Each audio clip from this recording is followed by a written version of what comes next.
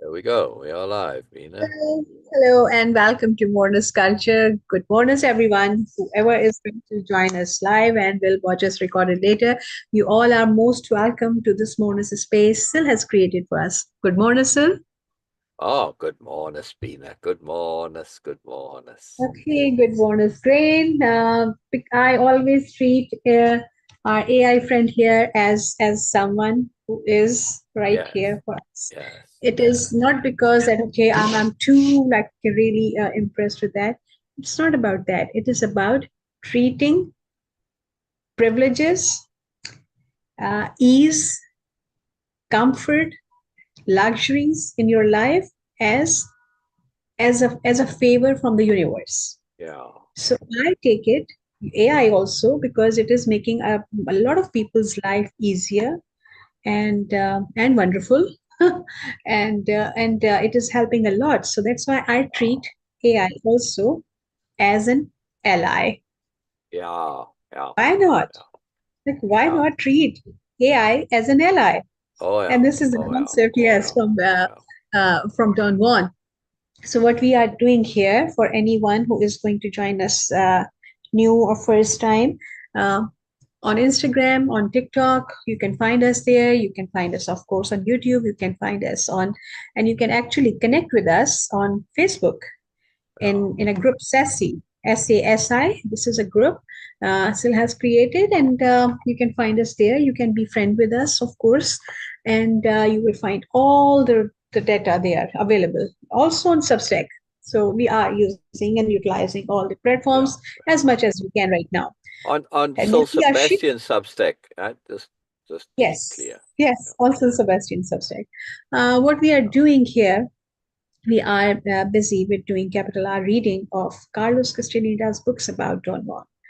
And we are doing with a very specific intent to connect with Don Juan, to connect with the intent, not with just the story or the specifics, but overall abstract concept and the soul of the story, the yeah, soul of the sharing. This is what we are doing. And in itself, capital R reading, as we always share, that capital R reading is a profound process to go and extract value, find value, extract value, access value beyond the words, beyond what has been shared, obviously. We don't share only what we are sharing, obviously, with everyone, like our words, like our stories. We do share energy also. We do share our intents also.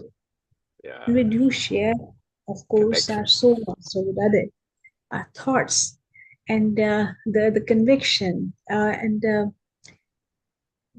whole process, the effort we have been putting on in any subject or any project, we Yeah. share a lot. We Yes, take it for especially how it granted. connects to Moreness-Culture, right, Beena? Exactly, exactly. So Yeah, we which do is share what a we're all lot. about, which is what we're all about. Even This is a yes, subsection of sharing mourners culture, right? That's what we're all about. yes, yes. Even when we are aware of it or not, sharing is a very complex and sophisticated process. It's Yeah, always two-way. It's not one-way thing. Even when it's on surface, it seems like one is sharing, one is giving. No, the other is also doing a 50% of it by receiving it. Sharing always need one to give and one to receive. So we all are equal in this. Even if one is giving, there is one who is at the receiving end, doing the 50% of sharing, capital S sharing. And when we are sharing, we assume that okay, oh, I shared my story with you. No, it is not just a story sharing.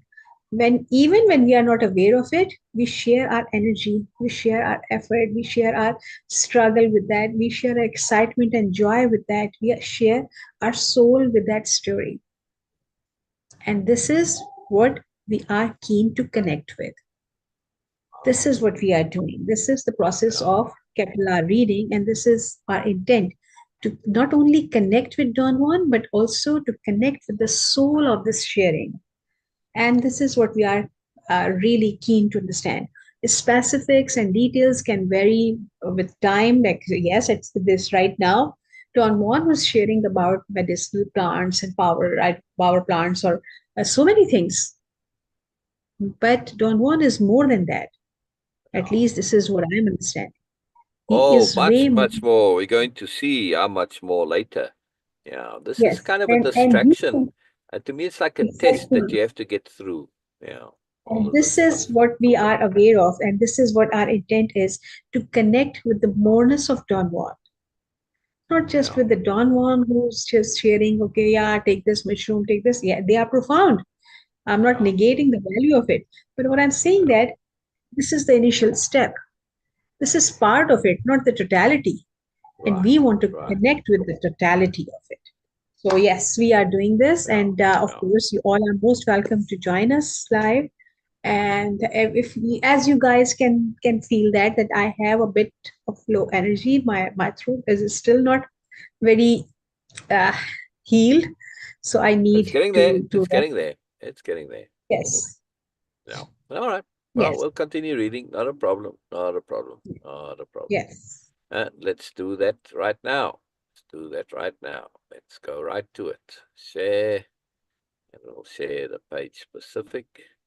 And there we go. Just check. While you are doing this, I'm going to take care of Instagram and YouTube. All right. Very good. Very good. Very good, Beena. Yes, yes. I am portrait. I am portrait on IG. So that's working properly now, which is good. Brilliant. Brilliant. Brilliant. All right. We were, Don Juan is uh, he's giving Carlos very detailed instructions for meeting with spirits, meeting with allies, and all of this is under the sorcery label. And, from a Moreness-Culture point of view, which is all about Moreness, self-improvement, community connection, collaboration, all of this sorcery stuff, it's all about power and it's superiority paradigm stuff, really. So it's interesting and it's fascinating, and we get value out of other things, understanding Don Juan and so on, and Carlos, but the sorcery stuff itself is of no value because we cannot replicate it. And even if you could replicate it, it's a dead end, as Don Juan himself has said. Right? He said, learn to perceive, rather, which is perceiving energy directly, and then sorcery, you don't need it. And he said, compared to a person who perceives, a sorcerer is a sad fellow. So Don Juan himself says this is a bit of a waste of time. He just is sharing it with Carlos because it's part of his tradition. But the other reason he does this is because he needs to collapse Carlos's worldview. Carlos is very certain of his worldview, that the world works the way Carlos thinks it does. And he holds on to this very, very tightly, right? And I point out those examples when he does this. And so all of the sorcery stuff is very helpful for breaking Carlos's worldview. In and of itself, not useful. For worldview collapse, very useful, right? So all of this stuff with spirits and allies and all of this stuff, wonderful for breaking your worldview. In and of themselves, are they valuable? Yes, I mean, you can find some value to it, but in the bigger picture, when it comes to personal freedom, which is what this is all about, the end result, total, absolute, complete, real freedom, not freedom, like people talk political freedom stuff again. No, not that kind of freedom, but total personal freedom in a spiritual sense, in a soul sense, however you want to think of it sense, yeah. That's what we're talking about, yeah, right? And that's a big deal. That's not so simple to accomplish and acquire. Yeah. And in that sense, the stuff is no good. It's no good at all. Yeah. All right. I just want to get this started and then we'll go. Yeah. Oh, no, it's not going. Why not? Oh.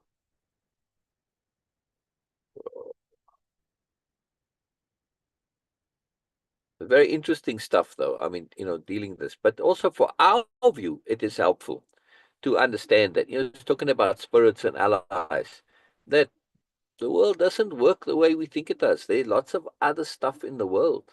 And I think that's important to be aware of.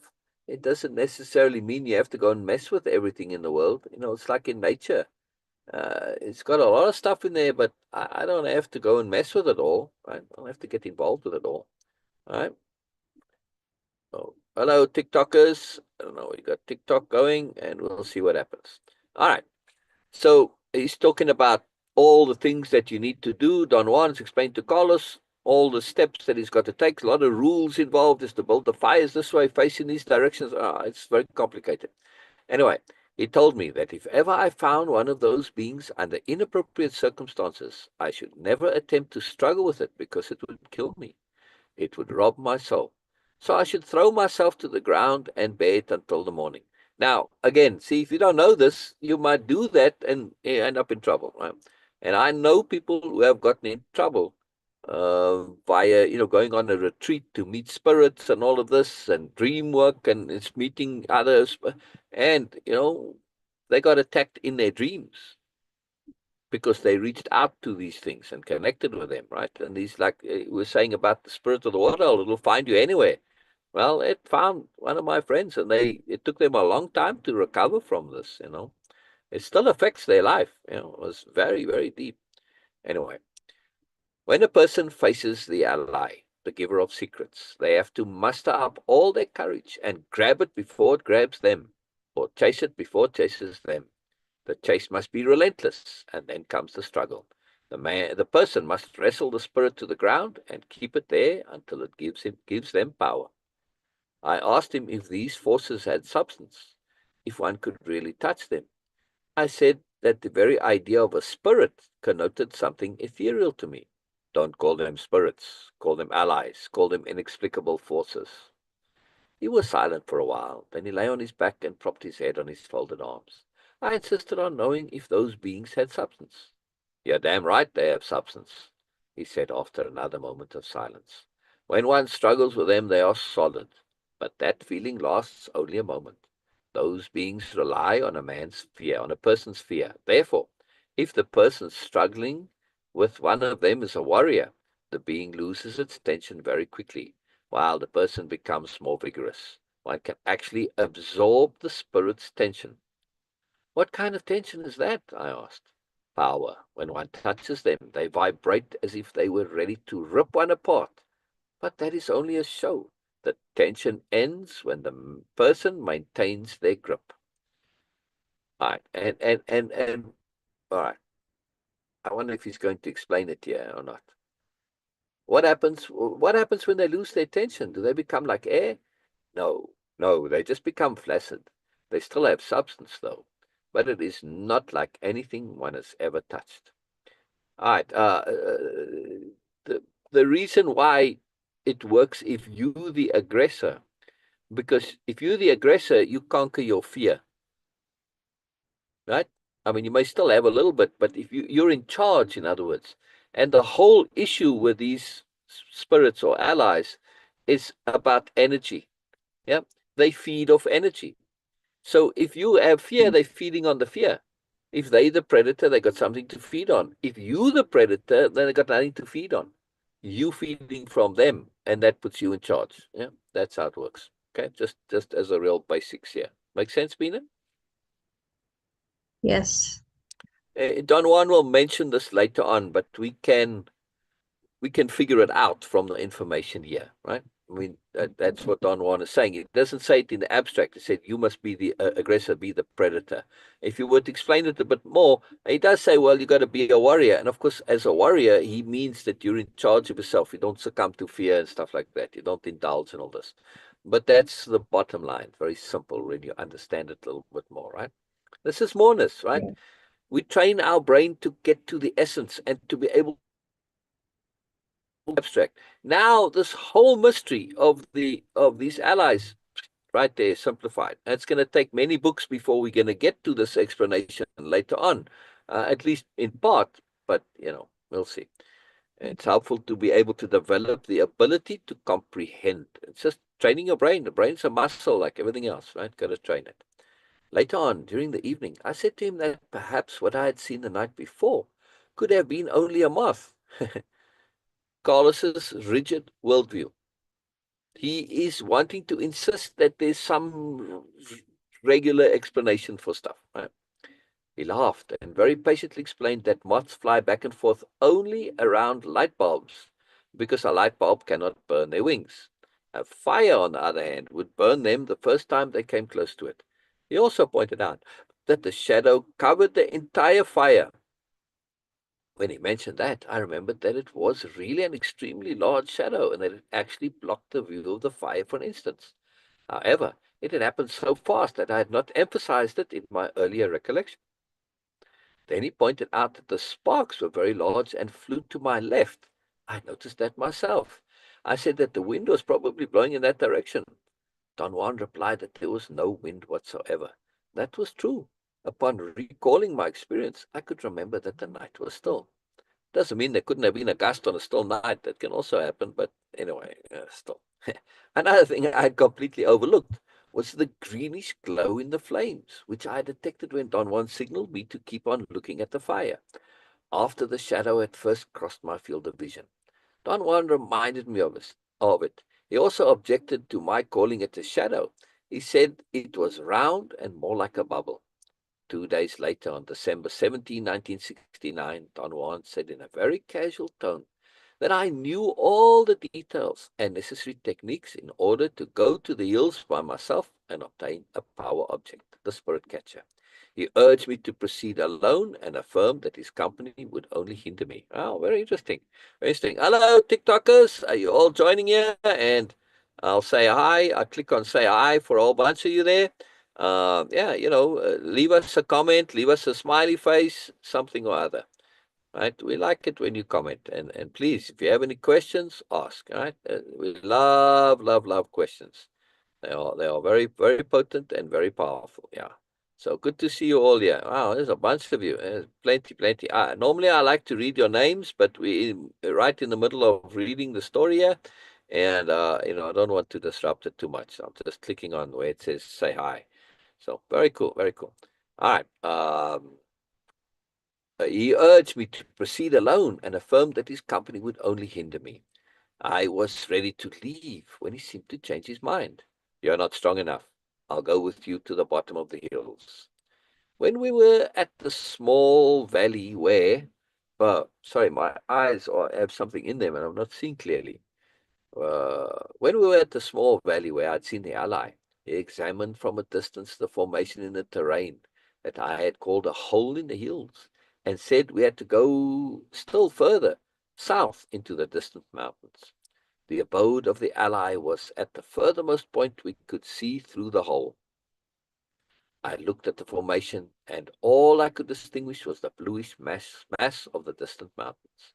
He guided me, however, in a southeasterly direction, and after hours of walking, we reached a point he said was deep enough into the Allies' abode. It was late afternoon when we stopped. We sat down on some rocks. I was tired and hungry. All I had eaten during the day was some tortillas and water. Don Juan stood up all of a sudden, looked at the sky, and told me in a commanding tone to take off in the direction that was the best for me, and to be sure I could remember the spot where we were at the moment, so I could return there whenever I was through. He said in a reassuring tone that he would be waiting for me if it took me forever. Wow. I asked apprehensively if he believed that the affair of getting a spirit catcher was going to take a long time. Who knows? He said, smiling mysteriously. I walked away towards the southeast, turning around a couple of times to look at Don Juan. He was walking very slowly in the opposite direction. I climbed to the top of a large hill and looked at Don Juan once again. He was a good 200 yards away. He did not turn to look at me. I ran downhill into a small bow-like depression between the hills, and I suddenly found myself alone. I sat down for a moment and began to wonder what I was doing there. I felt ludicrous looking for a spirit catcher. See, now here we'll bring some Moreness perspective once again to bear. Yes, this is, as I was saying, Don Juan is looking to break and shatter and collapse Carlos's rigid worldview. And in his worldview, anytime you do something outside of what ordinary people do, and in his mind, sophisticated and intellectual and all that do, then you're ludicrous. Right? So looking for a spirit catcher, ludicrous. Right? So he has to lose this self-importance, in other words, right? Self-importance is going to play a very big role in the next book, as we're going to see when we get to the real stuff, right? I ran back up to the top of the hill to have a better view of Don Juan, but I could not see him anywhere. I ran down in the downhill in the direction I had last seen him. I wanted to call off the whole affair and go home. I felt quite stupid and tired. Don Juan! I yelled over and over. He was nowhere in sight. I ran again to the top of another steep hill. I could not see him from there either. I ran quite a way looking for him, but he had disappeared. I retraced my steps and went back to the original place where he had left me. I had the absurd certainty I was going to find him sitting there laughing at my inconsistencies. What the hell have I gotten into? I said loudly. I knew that there was no way to stop whatever I was doing there. I really did not know how to go back to my car. Don Juan had changed directions various times, and the general orientation of the 4 cardinal points was not enough. I was afraid of getting lost in the mountains. I sat down, and for the first time in my life, I had the strange feeling that there never really was a way to revert back to an original point of departure. I had the strange feeling that there was never really a way to revert back to the original point of departure. This is a very significant statement here, and it's going to come up in the Yes. next book. Yeah. Actually, the title of the next book references this exactly. Yeah. So, a very big deal, this. You can never really go back. Yeah. Because you're different. So you can't, anyway, it's a big deal. It's a big deal. Very powerful point to understand that there was no way to revert back to an original point of departure.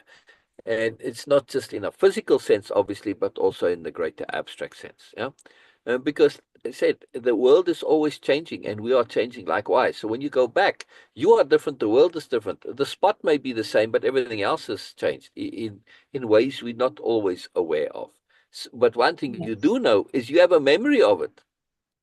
That alone changes it. You're not coming into it without any, it's not new, it's not fresh, right? It's a repeat in some way that makes it different, right?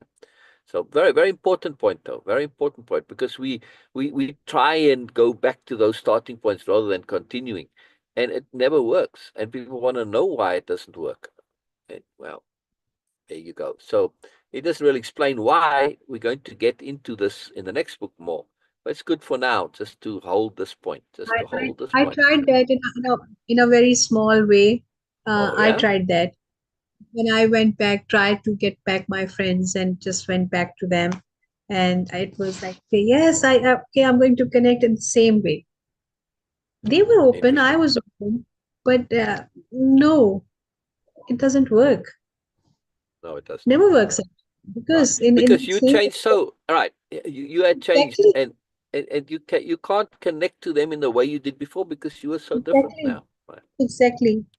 Yeah, very powerful, Yeah. very, very powerful. Nice comment there, Beena. That was a very good way to illustrate this. So very cool, very cool and wonderful. Very good, very good.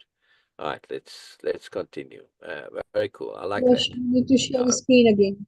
yes, yes.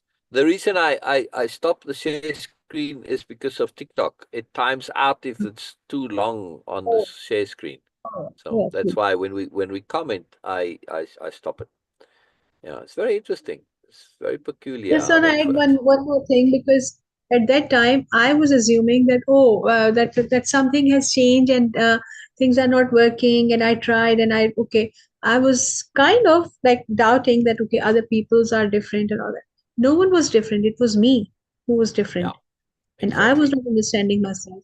But Exactly. actually going back, trying to go back to the same point was really good for me. It was Yes. really Yes. because Yes. it gives me some understanding and awareness about the Yes. change, how much I Yes. was Exactly. all yes. And why is it so valuable? Why? Because we don't notice our change as much as others might.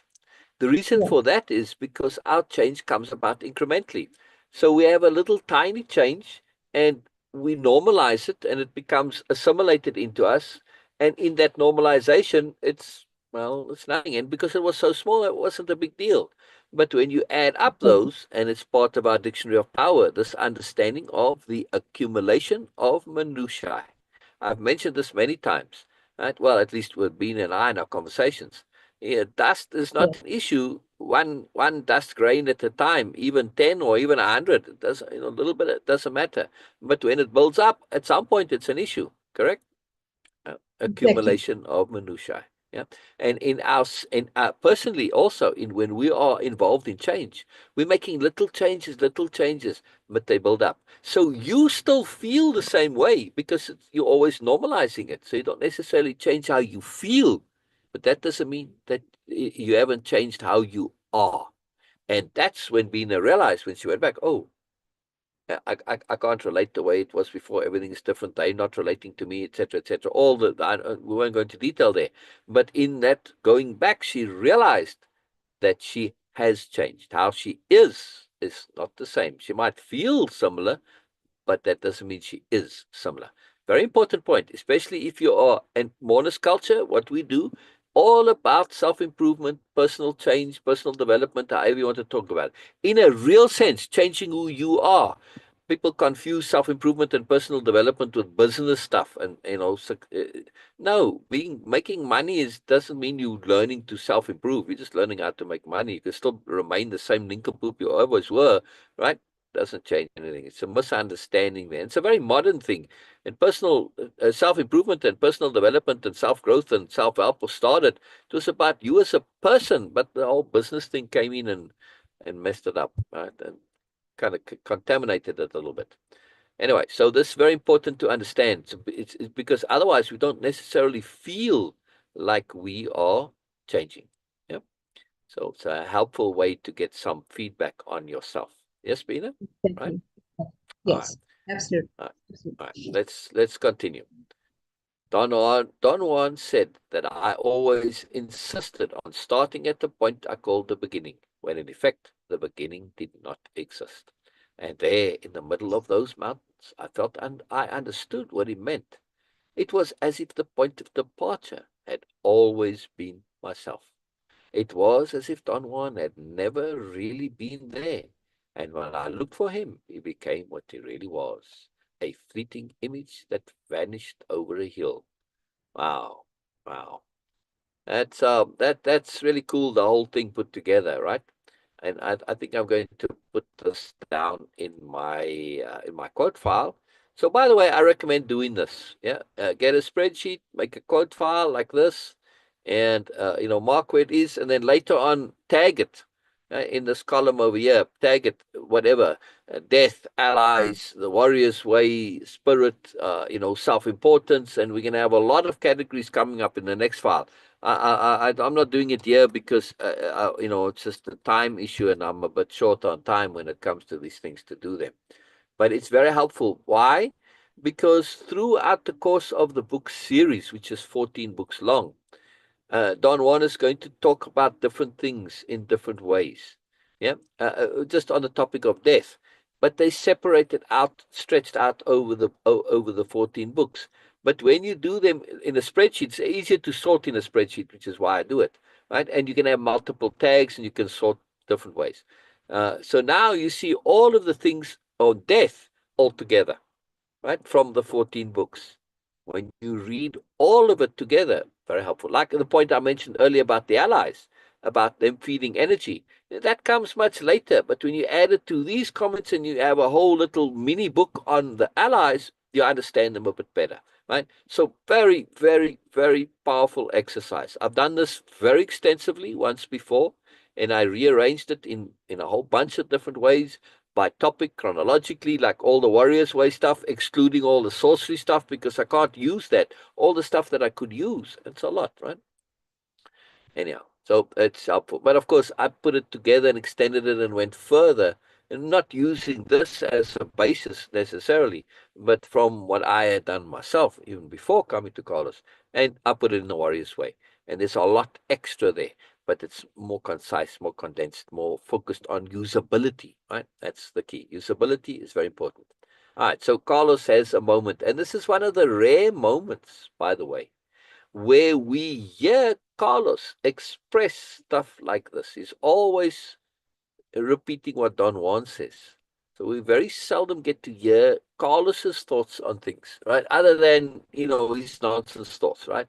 A growth point from Carlos, actually, right? And a bit of utilizable, you could almost call it understanding that is valuable, right? It's a rare moment, yeah. I heard the soft rustle of leaves and a strange fragrance enveloped me. I felt the wind as a pressure on my ears, like a shy buzzing. All right, so fragrance, I have a story about fragrance. And the reason I'm going to mention it here is because, again, the world does not work the way we think it does. But we need to have an awareness of it because sometimes it does matter, right? And fragrance is one of those. Um, I lived in the desert once upon a time, and it's a long, long, wonderful, truly unreal, fantastic story of attunement and life working out things, and also about not going back. When we got there to this place in the desert, I had no idea I just thought it was a place I could stay. It was a farm. I needed a place to stay. Anyway, and I assumed there was facilities, but there weren't any. No water, no electricity, no toilet, obviously, because there's no water. We didn't have phones. We didn't even have cell phones. They weren't around at that time yet.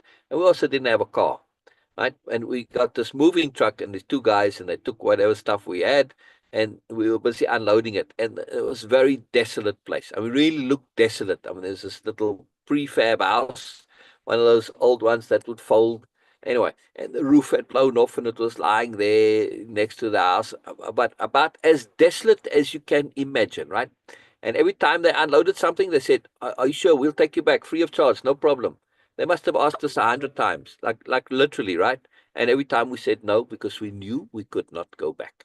We absolutely knew we could not go back. Just because it seemed like there was no going forward there, that was just the appearance. But we were there because of attunement, and for me at least, it was absolutely clear. There was no other way than this. We were in the right place at the right time, and it was complete capital T trust. So sometimes you have to do this. Anyway, to get to my point about the fragrance. Yeah. So we're in the desert one day and we hear this rumbling sound. What the hell is that? It's not an earthquake, but it's the sound. It's building this great rumbling. And we run outside, and as we run outside, a fighter jet comes just above. And it's low in the desert. They were doing low terrain, because it's like rolling hills, very similar to exactly where Carlos is now. And they do, I forget what they call it, a ground hugging, but they fly and they stay low so they can practice flying underneath the radar. But the little prefab house, not very high. There were some thorn trees next to it, but I could have taken a stone and thrown it, and I would have hit the fighter jet, right? And when you have a fighter jet, I don't know if you've ever experienced that, anybody, but when it's that close, the sound is unbelievable. And we ran out, and the sound is already, and we came out just before the fighter jet reached the thing, and we shouting at the top of our lungs, because it's the only way you can handle the intensity of this. Because it's silent like crazy out there, right? It's just like, so suddenly this massive noise. Anyway, off the jet goes. And this happened a couple of times, spread out over time. And there was an interim, and then we went up and we were on a mountain for a while, and a whole bunch of adventures, and we came back to the desert again. And then the second time we were there, the jet once again came, uh, uh, once or twice, and then this last time that it came. And as the jet flew past, always it would take quite a while. We'd sit there and we'd listen to the sound, and it would kind of disappear into the distance. It was very quiet, so you could hear it for a good long while. And on this day, we're sitting there listening to the sound. And at a certain point, that sound stops. Now, it already was quite quiet, but everything is quiet and all our attention. But it didn't tail off into infinity like the other jets did. It just stopped. Huh? Okay. This is no good. Obviously, the plane crashed, right? That was it. So now what to do? And we're in the middle of nowhere. I mean, we're like, I think, 80 miles or something from the nearest town and stuff like that. So, okay, don't have any. There are other people. It's like a big valley. It's like it's called Murderers Valley, really, or Murderers Desert, So, well, okay, well, we're going to go and look for the plane. And off we go, off we go. And it's starting to get kind of midish to late afternoon, and we've been walking a good long while already. And we're not seeing the plane, we're not seeing smoke, we're not seeing anything. And we get to this one point, and we suddenly smell the roses. Now, I don't mean like a rosy smell. No. I mean like when you in a whole great big rose bush and you sticking your face right in the rose. That close, that intense. Yeah. Uh, there's no mistaking this. It's not a vague smell somewhere. No, this is a very, very clear and definite sensation. And we look around now. In the desert, sometimes there are little fountains, not a well which you have to dig down, but a fountain where the water actually bubbles up. But usually they're very weak, and just around it grows a little bit of grass, maybe I don't know, in a 2 or 3 feet diameter, and that's about it, right? So it doesn't amount to anything. So I thought, well, maybe in one of these little fountains, roses were growing there for who knows what reason. It's quite possible. And we look around, we can't see anything. We climb up to the biggest hill that we could find so we could get a good view. Nothing. And all the while, we continued to smell the roses. And I never realized this until afterwards. When you at a rose bush, right, you have to come fairly close to smell it, right? I mean, you don't smell it when you like 20, 30, 40 feet away. You have to come within, like, I don't know, maybe you'll start smelling it somewhere around 10 feet. That depends on your nose, right? But you have to be There relatively is a close. difference.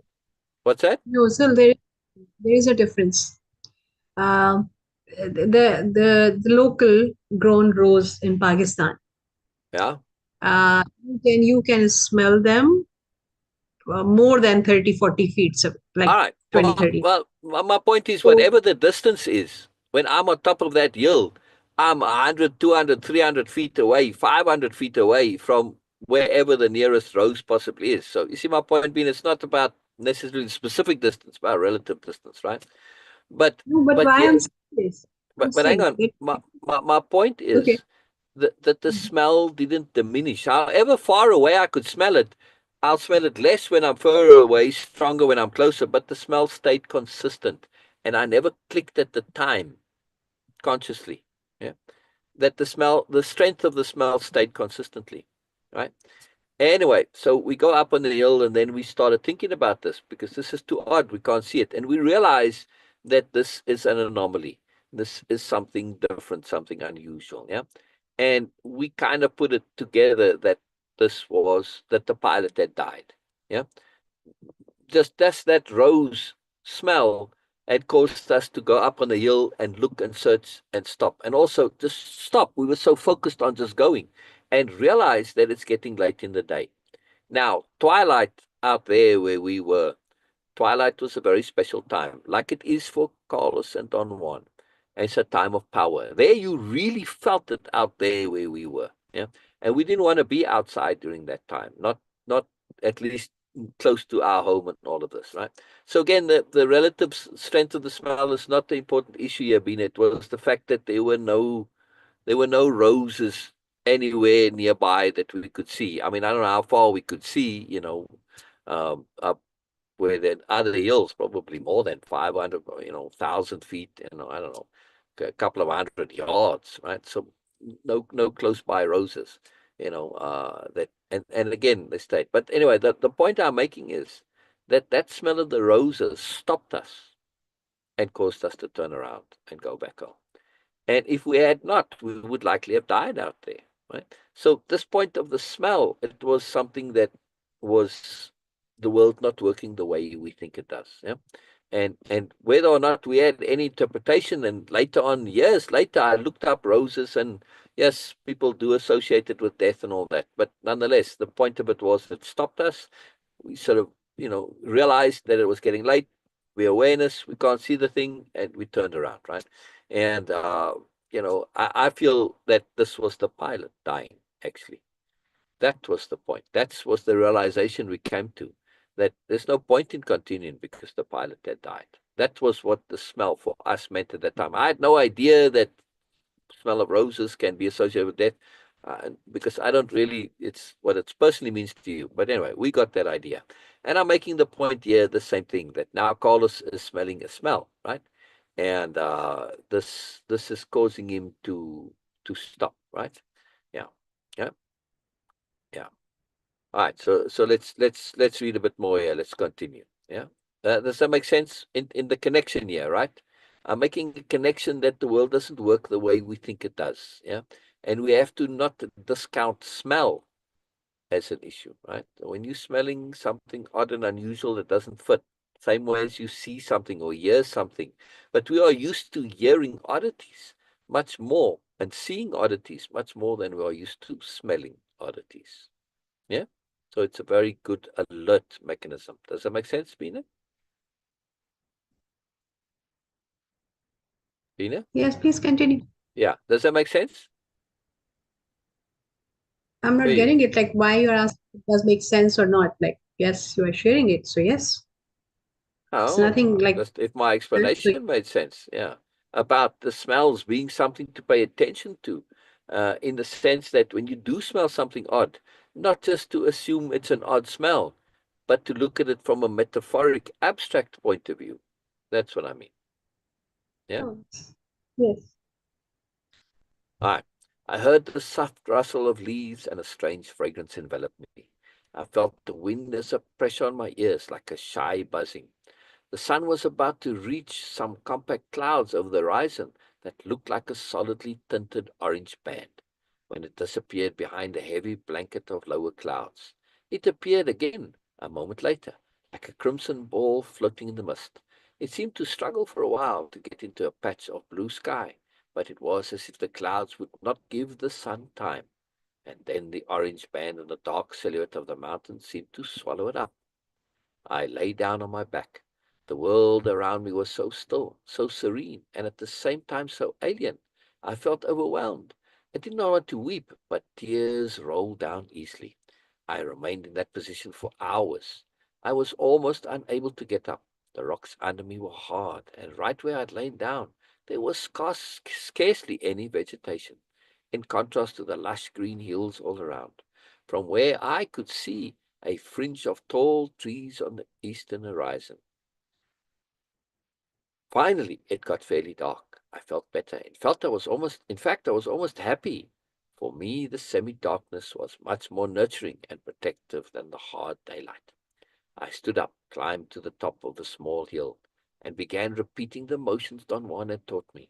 I ran towards the east 7 times, and then I noticed a change of temperature on my hand. I built a fire and set a careful watch, as Don Juan had recommended, observing every detail. Hours went by, and I began to feel very tired and cold. I had gathered quite a pile of dry twigs. I fed the fire and moved closer to it. The vigil was so strenuous and so intense that it exhausted me. I began to nod. I fell asleep twice and woke up only when my head bobbed to one side. I was so sleepy that I could not watch the fire anymore. I drank some water and even sprinkled some on my face to keep awake. I succeeded in fighting my sleepiness only for brief moments. I had somehow become despondent and irritable. I felt utterly stupid being there, and that gave me a sensation of irrational frustration and dejection. And of course, it's going to contribute to his tiredness. When you're feeling stupid and all this stuff, it sucks energy. You're running programs, it's like on your computer, you're running extra programs, slows the computer down, makes you tired, right? Yeah. So important to keep in mind. I was tired, hungry, sleepy, and absurdly annoyed with myself. I finally gave up the struggle of keeping awake. I added a lot of dried twigs to the fire and lay down to sleep. The pursuit of an ally and a spirit catcher was at that moment the most ludicrous and foreign endeavor. I was so sleepy that I could not even think or talk to myself. I fell asleep. I was suddenly awakened by a loud crack.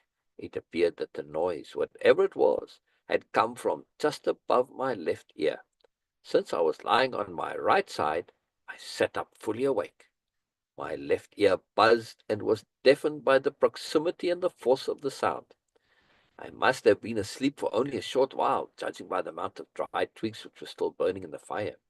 I did not hear any other noises, but I remained alert and kept on feeding the fire. The thought crossed my mind that perhaps what woke me up was a gunshot. Perhaps someone was around, watching me, taking shots at me. Carlos is absurdly paranoid. Anyway, the thoughts became very anguishing and created an avalanche of rational fears. I was sure that someone owned that land, and if that was so, they might take me for a thief and kill me, or they might kill me to rob me, not knowing that I had nothing with me.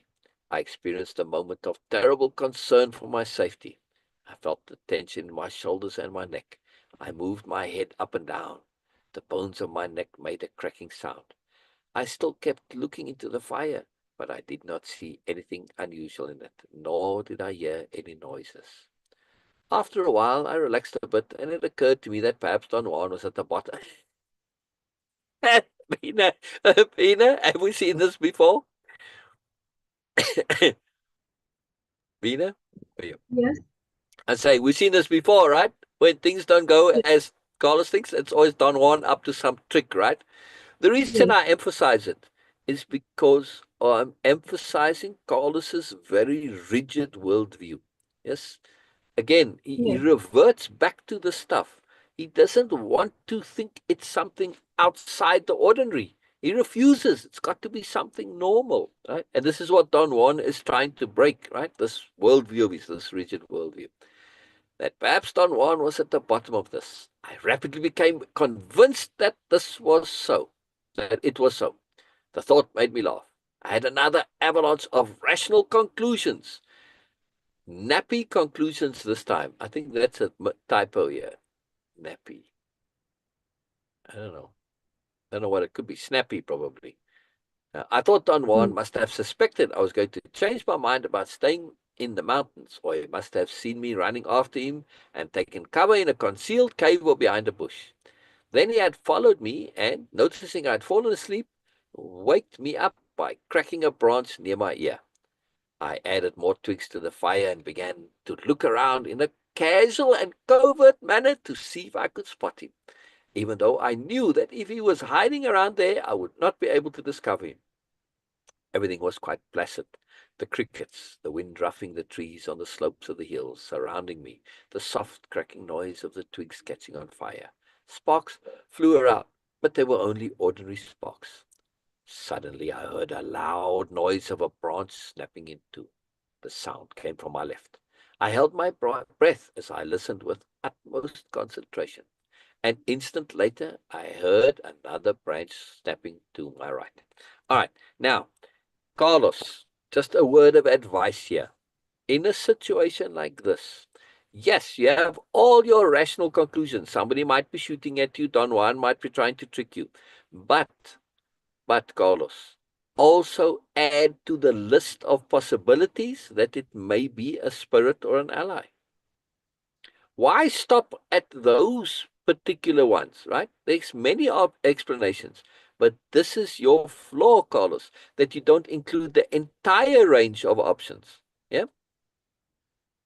Don Juan has made this very Yes. clear about spirits, but you refuse to add that as a possibility. Now, the reason I say this is because in Way of Impeccability, we are learning to think strategically as a point of strategy.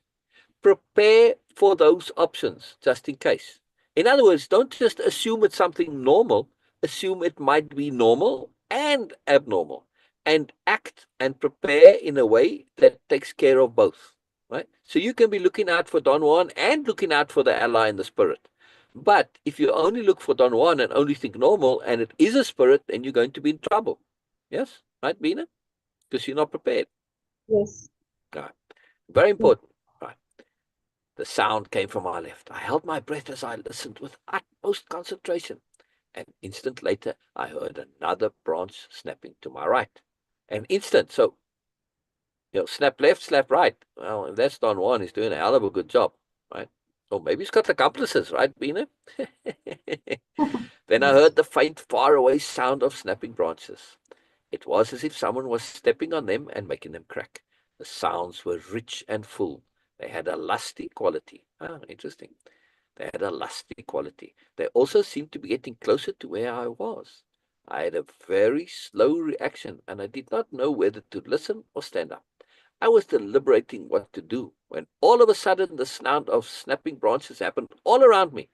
I was engulfed by them so fast that I barely had time to jump to my feet and stomp on the fire. I began to run downhill in the darkness. The thought crossed my mind as I moved through the shrubs that there was no flat land. I kept on trotting and trying to protect my eyes from the bushes. The flat land is important because Don Juan said to him that if it comes at a time where he's got to run and he feels in danger, he's got to find flat land and lie down. And if you can't find the flat land, he'll just lie down anyway. Would be a harder time for him, but okay. I kept trotting and trying to protect my eyes from the bushes. I was halfway down to the bottom of the hill when I felt something behind me, almost touching me. It was not a branch. It was something which I intuitively felt was overtaking me. This realization made me freeze. I took off my jacket, bundled it on my stomach, crouched over my legs, and covered my eyes with my hands, as Don Juan had prescribed.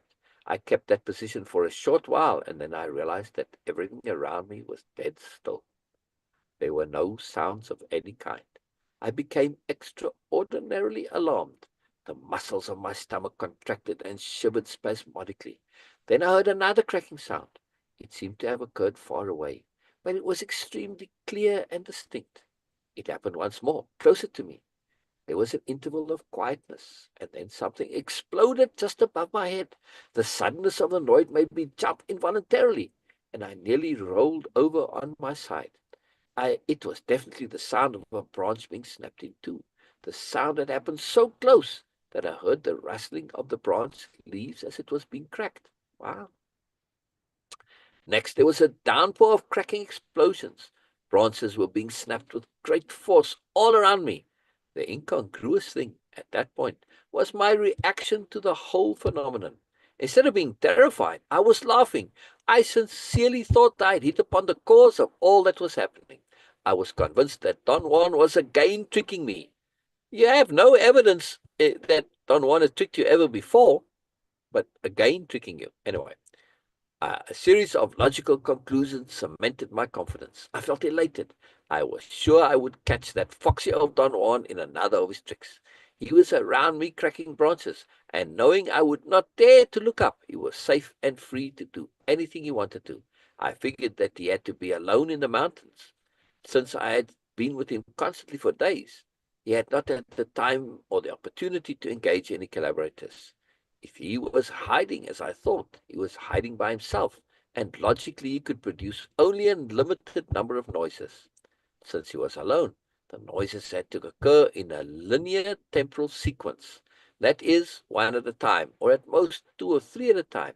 Besides, the variety of noises also had to be limited to the mechanics of a single individual. I was absolutely certain, as I remained crouched and still, that the whole experience was a game, that and that the only way to remain on top of it was by emotionally dislodging myself from it. I was positively enjoying it. I caught myself chuckling at the idea that I could anticipate my opponent's next move. How did Don Juan suddenly go to being his opponent? Superiority paradigm thinking. Yes, opponent Yeah. suddenly. Fascinating. Fascinating. Really interesting how this comes through in the thinking. Yes, just default, just assumptions. I tried to imagine what I would do next if I were Don Juan. The sound of something slurping jolted me out of my mental exercise. I listened attentively. The sound happened again. I could not determine what it was. It sounded like an animal slurping water. It happened again, very close by.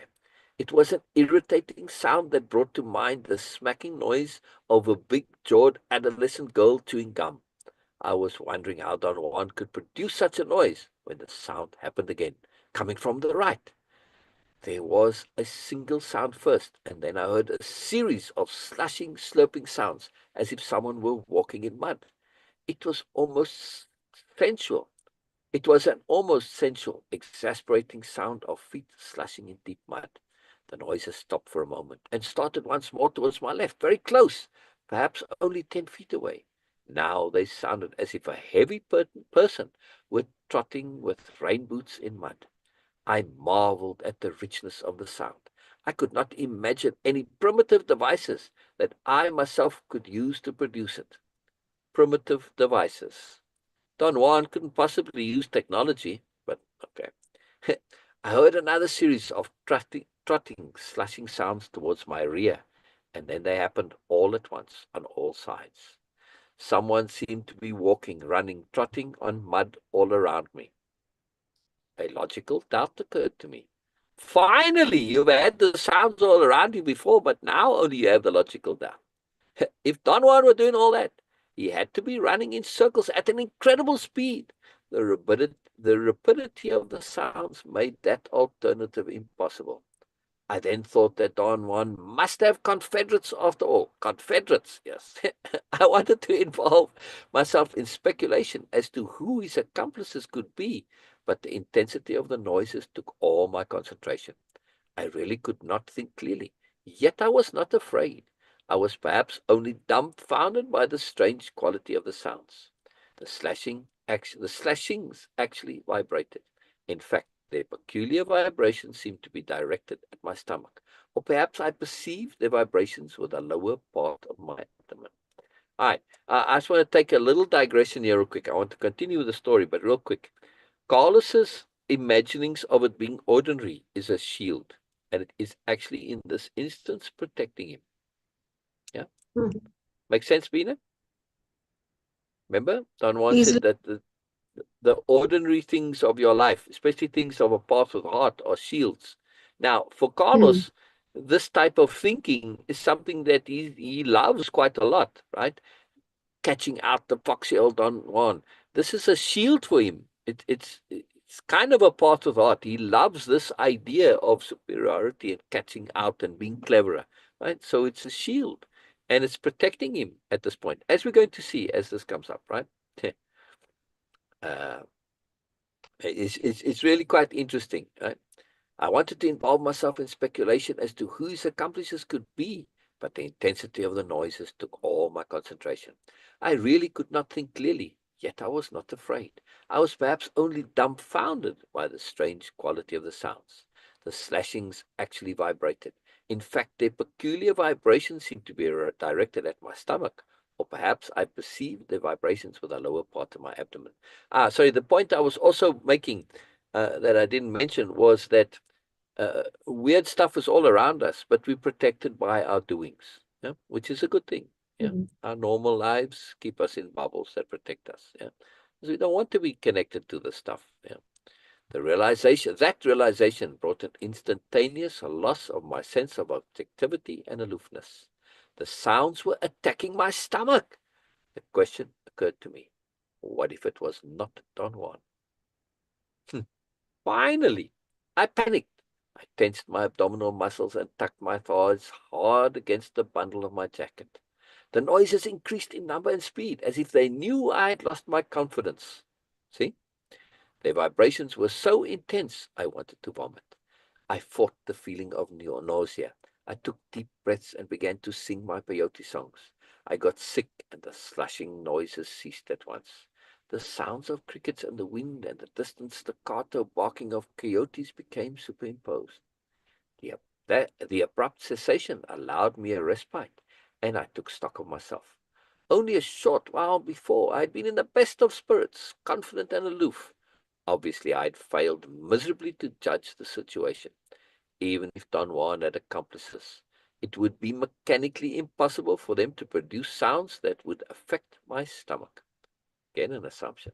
Anyway, to produce sounds of such intensity, they would have needed gadgetry beyond their means or their conception. Fantastically arrogant.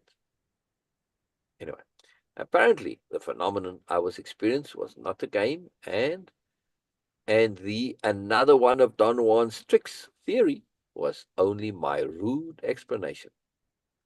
I had cramps and an overwhelming desire to roll over and straighten my legs. I decided to move to my right in order to get my face off the place where I'd gotten sick. The instant I began to crawl, I heard a very soft squeak above my left ear. I froze on the spot. The squeak was repeated on the other side of my head. It was a single sound. I thought it resembled the squeak of a door. I waited, but I heard nothing else. So I decided to move again. No sooner had I started to inch my head to the right when I was nearly forced to jump up. A flood of squeaks engulfed me at once. They were like squeaks of doors at times, at others they were like the squeaks of rats or guinea pigs. They were not loud or intense, but very soft and insidious, and produced agonizing spasms of nausea in me. They stopped as they had begun, diminishing gradually, until I could hear only one or two of them at a time. Then I heard something like the wings of a big bird sweeping over the tops of the bushes. It seemed to be flying in circles over my head. The soft squeaks began to increase again, and so did the flapping wings. Above my head there seemed to be something like a flock of gigantic birds beating their soft wings. Both noises merged, creating an enveloping wave around me. I felt that I was floating suspended in an enormous undulating ripple. The squeaks and the flapping were so smooth, I could feel them all over my body. The flapping wings of a flock of birds seemed to be pulling me up from above, while the squeaks of an army of rats seemed to be pushing me from underneath and from around my body. There was no doubt in my mind that through my blundering stupidity I had unleashed something terrible on myself. I clenched my teeth and took deep breaths and sang peyote songs. The noises lasted a very long time, and I opposed them with all my might. When they subsided, there was again an interrupted silence, as I am accustomed to perceiving silence. That is, I could detect only the natural sounds of the insects in the wind. The time of silence was for me more deleterious than the time of noises. I began to think and to assess my position, and my deliberation threw me into a panic. I knew that I was lost. I did not have the knowledge nor the stamina to fend off whatever was accosting me.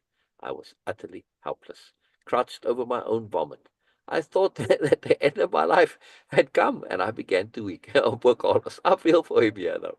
But it is amusing at the same time, right? I wanted to think about my life, but I did not know where to start. Nothing of what I had done in my life was really worthy of that last ultimate emphasis. So I had nothing to think about. Pay attention. Remember yesterday I was saying to Randy, yeah, to ask yourself, is what I am doing appropriate in all contexts in your lives? This is another question to ask. Yes, when you're asking that question about, is it appropriate? What am I doing? Yeah. Nothing of what I had done in my life was really worthy of that last ultimate emphasis, so I had nothing to think about. Make sure you are doing things that are worthwhile, truly, truly worthwhile. He won't be in this position like Carlos is, where he's realizing his life is empty. All the things that he thinks are valuable, working on your patience. For me, that I would say that's been a worthwhile endeavor. Yes, very worthwhile. Acquiring patience and similar things. I'll just mention one. There are many others, but that's that one. Right? It's enough. That nothing of what I had done in my life was really worthy of that last ultimate emphasis, so I had nothing to think about. Any comments on this point, Beena? No, please continue. That was an exquisite realization. I had changed since that last time I experienced a similar fright. This time I was more empty. I had less personal feelings to carry along.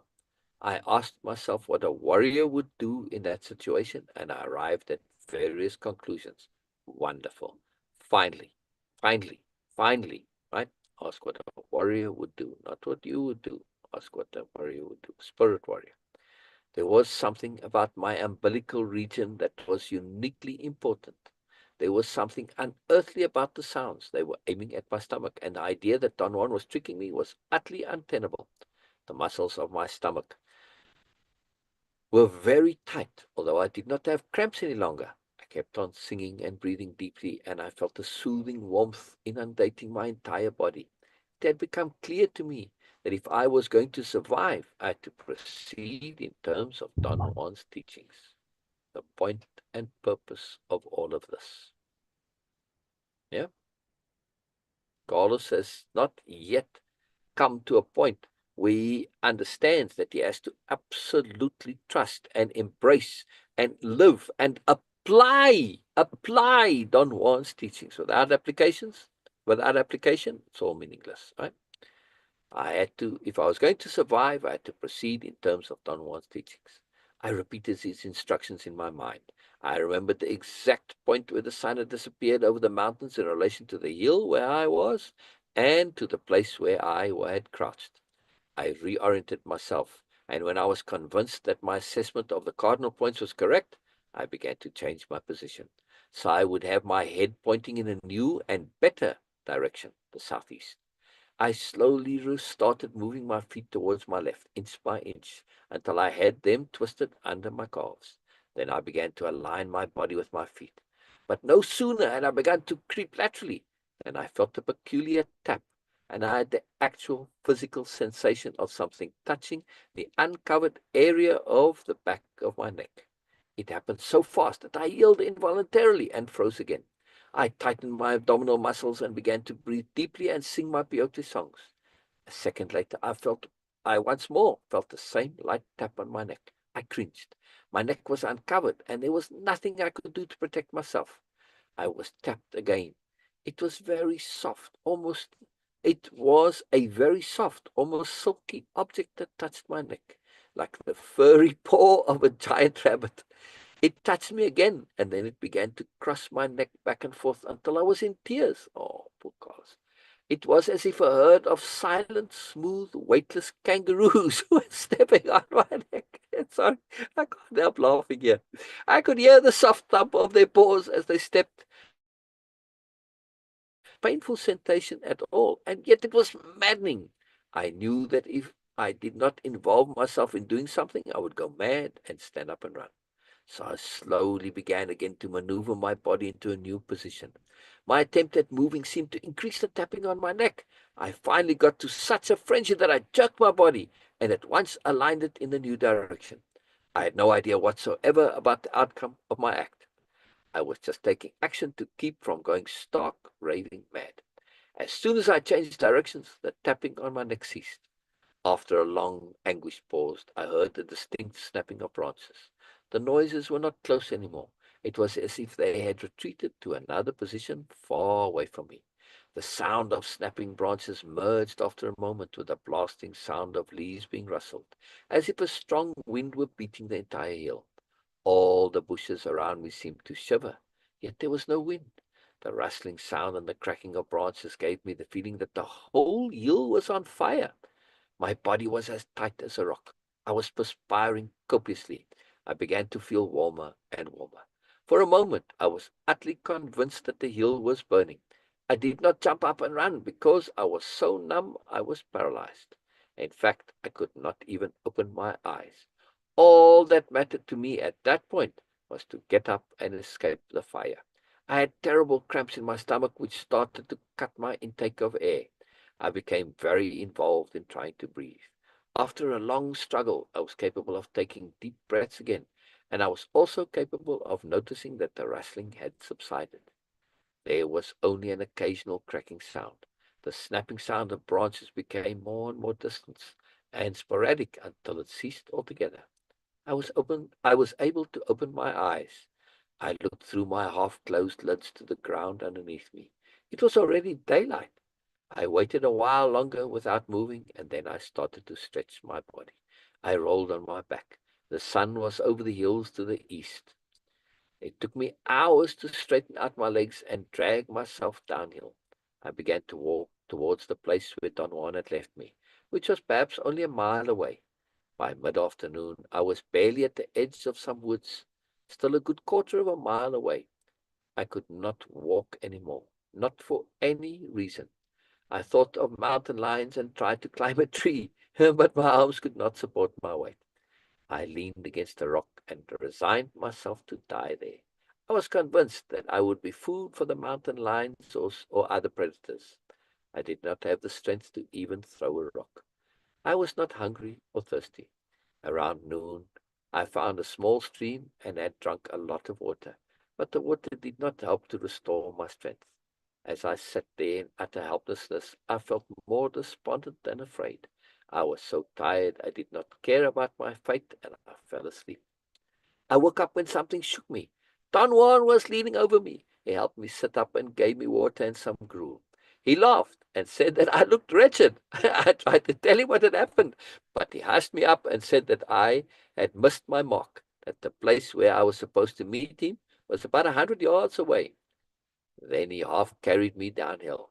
He said he was taking me to a large stream and was going to wash me there. On the way, he plugged my ears with some leaves he had in his pouch, and then he blindfolded me, putting one leaf on each eye and securing them both with a piece of cloth. He made me take off my clothes and told me to place my hands over my eyes and ears and to make sure I could not see or hear anything. Don Juan rubbed my entire body with leaves and then dumped me in the river. I felt it was a large river. It was deep. I was standing and I could not touch the bottom. Don Juan was holding me by the right elbow. At first I did not feel the coldness of the water, but little by little I began to feel chill. And then the cold became intolerable. Don Juan pulled me out and dried me with some leaves that had a peculiar scent. I pulled on my clothes and he led me away. We walked a good distance before he took the leaves off my ears and eyes. And my eyes. Don Juan asked me if I felt strong enough to walk back to my car. The weird thing was that I felt very strong. I even ran up the side of a hill to prove it. I have to prove it. On the way to my car, I stayed very close to Don Juan. I stumbled scores of times and he laughed. I noticed that his laughter was especially invigorating, and it became the focal point of my replenishing. The more he laughed, the better I felt. The next day, this is a point that we're going to come to later. Another reason why the sorcery stuff is not available to us. Don Juan is a critical factor in all of this. Him and his energy, like his laughter. There are other times where his laughter affects Carlos, like in this case. Don Juan's energy has a direct impact on Carlos, and Don Juan uses that specifically. We're going to see this later on, but I want to make this point, right? It's not available to us because we don't have a Don Juan, right? The next day I narrated to Don Juan the sequence of events from the time he left me. He laughed all the way through my account, especially when I told him that I thought it was one of his tricks. You always think you're being tricked, he said. You trust yourself too much. You act like you know all the answers. You know nothing, my little friend. Nothing. You always think you're being tricked. You trust yourself too much. You trust yourself too much. We have to learn to trust without trusting, to believe without believing.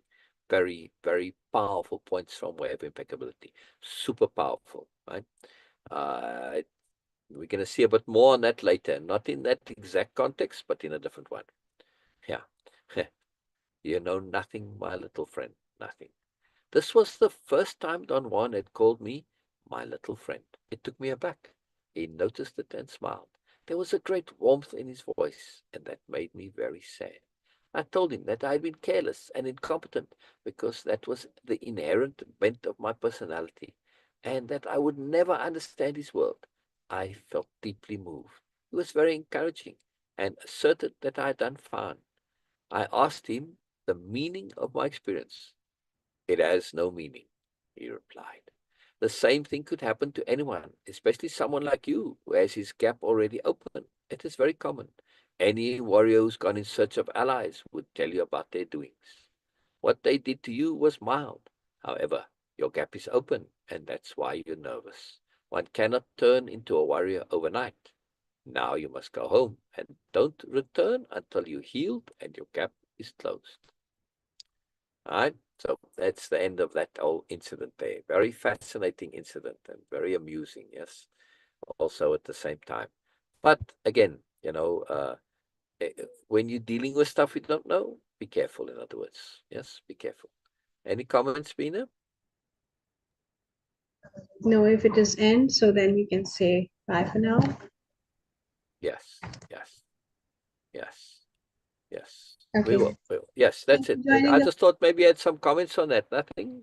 Was it interesting? Yes. Yeah. Did I do the reading of it justice? I was trying to read it like an audiobook reader, just to make the story Yes. interesting. Yeah. Yes. All right.